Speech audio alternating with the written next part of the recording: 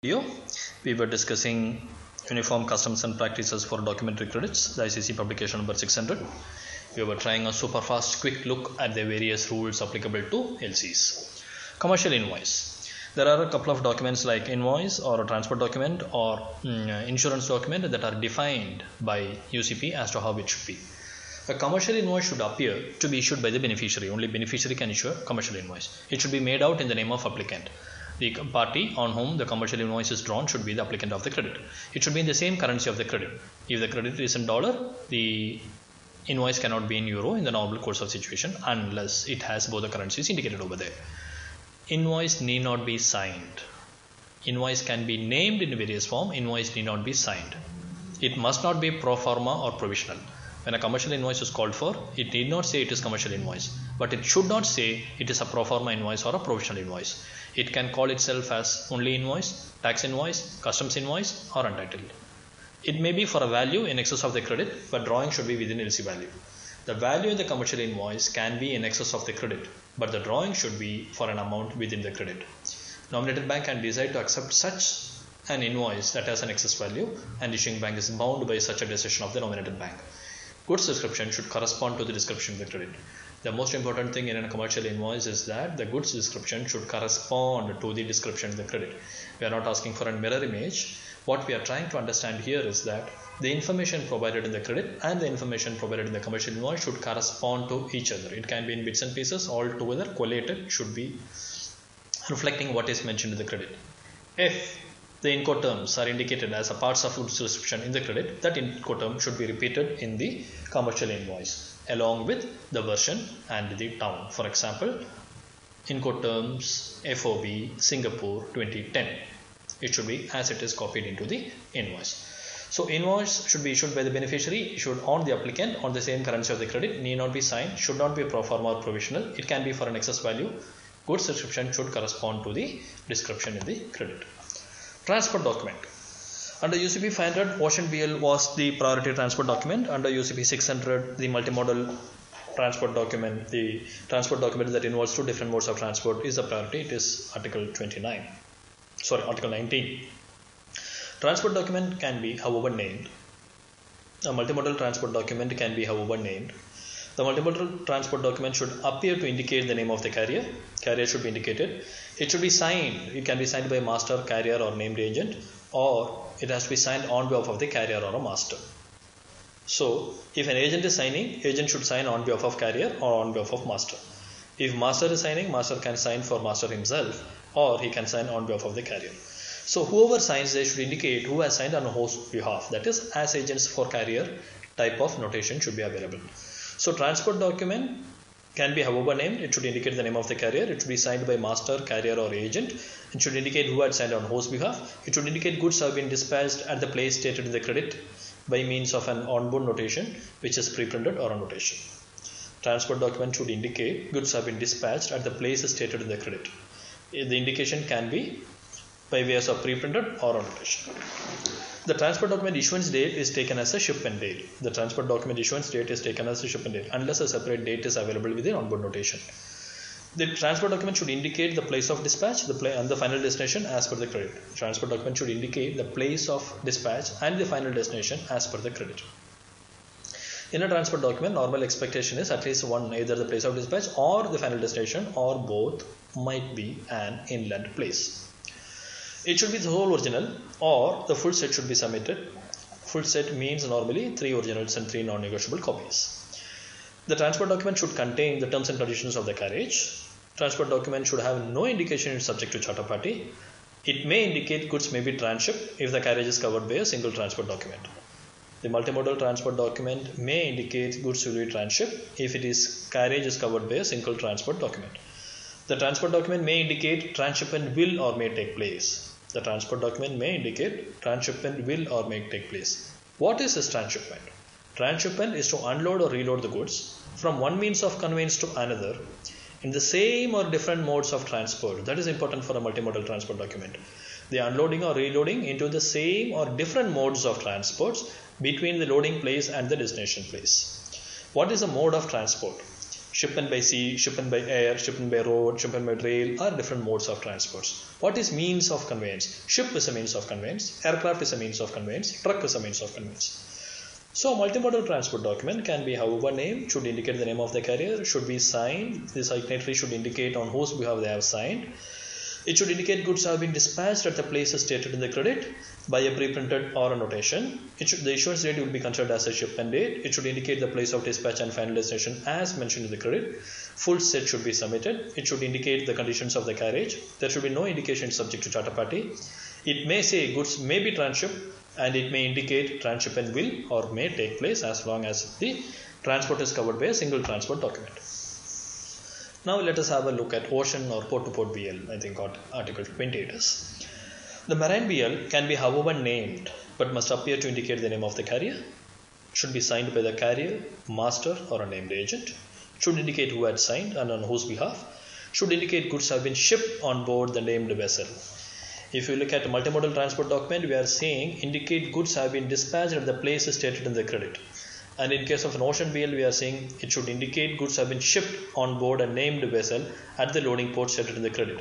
The named vessel not there in multimodal because the pickup can start from a place which may not be a port, and so it cannot be on board at the loading port. So, and this on board place and the port should be the one stated in the credit, and this on board can be by way of a pre-printed or a notation. So the ocean BL, marine BL, port-to-port BL should indicate goods have been shipped on board a named vessel at the loading port stated in the credit. The issuance date of the transport document ocean BL will be considered as a shipment date. If it indicates intended vessel, the onboard notation should indicate the actual vessel. If the transport document indicates intended port, the actual port should be part and parcel of the onboard notation. The ocean BL should indicate shipment from the port of loading to the port of discharge mentioned in the credit. It should be the sole original or the full set should be submitted. It should indicate the terms and conditions of the carriage. It should have no indication that it is subject to charter party. It may indicate goods may be transshipped if the carriage is covered by a single BL. It may indicate transshipment will or may take place if shipped in container or trailer, etc., covered by a single BL. So, in case of a multimodal transport document may indicate goods may be transshipped if the carriage is covered by a single BL. Anyway, transshipment will happen because goods have been unloaded and reloaded from one means of conveyance to another, because multimodal means two different modes of transport. And transshipment will or may take place is agreed. But in case of an ocean BL, what we see the UCP rule says is that it may indicate transshipment will or may take place if shipped in container. We will allow transshipment will or may take place only if it is shipped in container, and we will allow indication that goods may be transshipped only if the carriage is covered by a single BL. The indication carrier reserves the right to transship is disregarded. The indication carrier reserves the right to transship is disregarded. As far as the ocean BL is concerned, what is transshipment? It is unloading and reloading of the goods from one means of conveyance to another in the same mode of transport. The unloading and reloading should be in the same mode of transport between the port of loading and the port of discharge.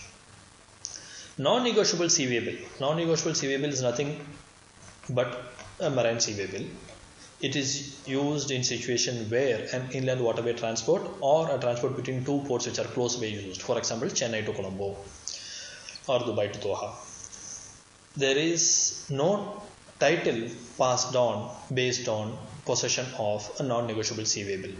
Accordingly, there is no control over the goods, and the delivery of the goods at the destination port is not against the submission of the original non-negotiable sea way bill.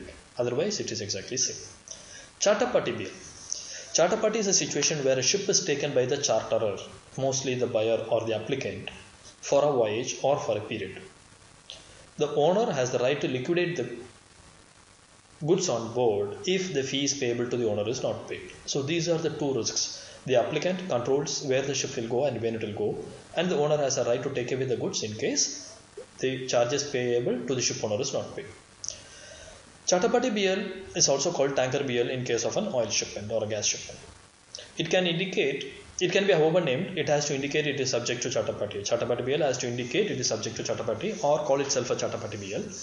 It should be signed by the master, owner or charterer or a named agent on behalf of the owner, master or charterer. The specialty is charterer can also issue the charter party BL, and anybody who signs has to indicate on whose behalf it has been issued. it cannot be signed or it cannot be issued just like that as agents. Agent has to say as agents for the owner or as agents for the charterer. You cannot have as agents for the master in a charter party BL. It should indicate goods have been shipped on a named vessel from a departure port stated in the credit. Indicate goods have been shipped on a named vessel from the departure port stated in the credit. The vessel name is already known, the ports are known. But as far as the destination is concerned, it can have a geographical region. Though the charter party BL has to indicate the port of loading and port of discharge mentioned in the credit, the destination port can be a range of ports. Any Western India seaport, any Eastern seaport in USA type of notation is acceptable. It has to be the sole original or the full set has to be submitted. Banks will not examine the conditions of the charter party BL. Banks will not examine the conditions of charter party BL. Charter party BL has to be signed by the master, owner or charterer or a named agent on behalf of the owner, master or charterer.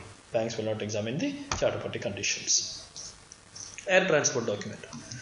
Air transport document can be however named. It must appear to indicate the name of the carrier.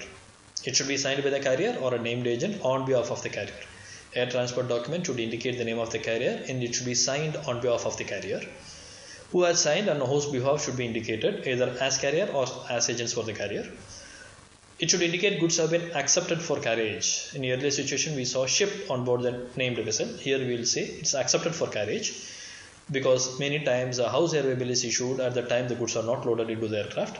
Issuance date is taken as a shipment date. It should indicate shipment from the airport of departure to the destination as indicated in the credit. The transport document should be the sole original for the shipper, the consignor copy or the copy 3.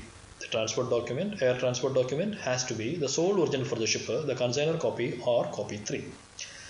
It should indicate the terms and conditions of the carriage. What is transshipment? Transshipment is loading or unloading from one aircraft to another. The transport document may indicate goods may be transshipped if a single airport transport document covers the entire carriage. The airway bill can indicate goods may be transshipped if it covers the entire carriage. It may indicate transshipment will or may take place. The carrier reserves the right to transship is not normally found in an airport transport document. So air transport document should indicate goods have been accepted for carriage and it has to be signed by carrier or on behalf of the carrier. In case the flight date is specifically mentioned, that date will be considered, or else issuing dates of the transport document will be considered as the shipment date. Let us take a short break. We shall come back fast in the next video.